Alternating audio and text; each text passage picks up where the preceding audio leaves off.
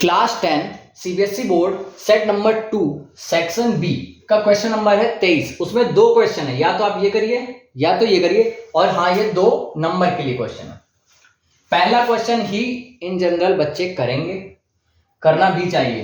क्यों? पहला कर देते हैं। सबसे पहले 2 मल्टीप्लाई, इसको करने के लिए केवल आपको वैल्यूज पता होनी चाहिए।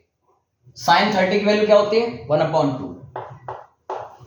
स्क्वायर लगाया तो हम पूरे में स्क्वायर लगाएंगे। पूरे में लगाने के लिए यहां 2 लोग हैं इसलिए ब्रैकेट लगाया है, ठीक है। फिर इन दोनों के बीच में कोई साइन नहीं तो मल्टीप्लाई। सेक 60 की वैल्यू, अगर सेक 60 की नहीं पता कॉस 60 की बताओ। 1/2, 1/2 का उल्टा 2, स्क्वायर नहीं प्लस tan स्क्वायर 60, tan 60 की वैल्यू मालूम है √3 का स्क्वायर। 2 मल्टीप्लाई 1/4 मल्टीप्लाई 2 प्लस इसका √3 का स्क्वायर 3, 2 से कटा 2, 2 से कटा 1, यानी 1 × 1 1 प्लस 3। सिंपल क्वेश्चन, 2 नंबर हो गए।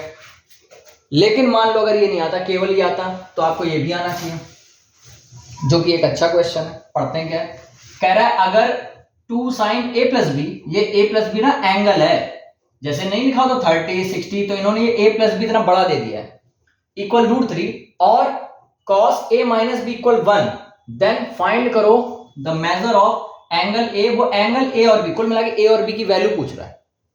अच्छा, परेशानी बच्चों को ये भी आती है कि ये सब क्या लिख के दे दिया एक्स्ट्रा। वैसे तो कोई खास मतलब होता नहीं है, क्योंकि इतने बड़े लेवल पे क्वेश्चन नहीं बनते, लेकिन फिर भी अगर समझना है तो बस इतना समझ लो क्या लिखा है। सबको पकड़ो, 3 बार चीजें लिखी, 1 3, ये इसी के साथ है, ठीक है ना। इसको ही बोला गया, इसको ही बोला गया, और ये अलग है, 2 चीजें लिखी केवल। क्या लिखा है? ये जो 0, इस साइन का मतलब समझ रहे हो, इस तरफ वाला छोटा होता है, इधर वाला बड़ा होता है, क्योंकि अब इसमें नीचे भी ये लगा, इसका मतलब ये इक्वल को भी डिनोट करता है, ठीक है।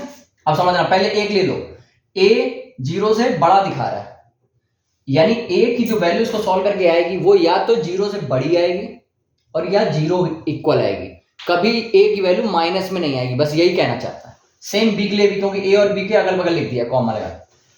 और यहां क्या कह रहा है, अगर a + b को प्लस करोगे तो वो हमेशा 90 से कम आएगा, या ज्यादा से ज्यादा 90 के इक्वल आ जाएगा। समझ रहे? कभी भी 90 से ज्यादा नहीं आएगा a + b, 90 से हमेशा क्या आएगा? कम आएगा। बस इनका ये मतलब है। तो अब हम लिखते हैं क्या है, 2, देखना कैसे लिख रहे हैं। 2 sin a + b = √3 लिखा है, तो sin a + b को रहने दो, sin a + b को रहने दो, इक्वल √3 को भी रहने दो। इस 2 को हमने नहीं लिखा, वो कहां चला गया? 2 इसके साथ मल्टीप्लाई में था तो इसके डिवाइड में आ गया। इस तरह के बहुत क्वेश्चन आते हैं। आप कोशिश करो कि इधर साइन है तो ये भी किसी की वैल्यू होगी साइन में। हाँ होती है, किसकी? 60 की। तो इसको एज इट इज लिख दो, लिख दिया। फिर कहो कि साइन इधर भी साइन इधर भी कंपेयर हो गया। जब कंपेयर हो गया तो इसकी एंगल की वैल्यू इस वाले साइन के एंगल की वैल्यू इस वाले साइन के एंगल के इक्वल हो जाएगी। यहां से क्या आ गया? a + b आ गया 60। अच्छा, इनका ये कहने का क्या मतलब था? 60 तो आ गया, हमारे दिमाग में भी 60 जाएगा। वो आगे की ट्रिग्नोमेट्री है, उसमें क्योंकि ये भी हो सकता है कि हो सकता है हमने यहाँ sin 60 की वैल्यू √3/2 लिखी, हो सकता है 60 से बड़े नंबर भी हों, 120 180 जो है 240 के अराउंड, वो भी √3/2 हो सकते हैं, लेकिन हमें उतने बड़े लेवल पे नहीं जाना। अब दूसरी चीज क्या लिखी उसको देखो। इसमें तो कुछ भी मल्टीप्लाई में है ही नहीं, तो ये तो इजी लिखा है। इधर कॉस है, उधर भी कोई कॉस का होना चाहिए, तो कॉस में 1 की वैल्यू किस पर होती है? 0 पर। सिंपल। अब अगर दोनों तरफ कॉस हो गए तो कंपेयर हो गया, इधर का एंगल इक्वल उधर का एंगल, यहां से a इक्वल क्या आ गया? b। अगर a की वैल्यू b के इक्वल है या b की वैल्यू a के इक्वल है, यानी a और b आपस में इक्वल है, तो यहां रख लो a + b की जगह भी a इक्वल 60, तो 2a इक्वल 60, तो a इक्वल 60/2, यानी कि क्या? 30। a अगर 30 आए तो b भी क्या आएगा? 30।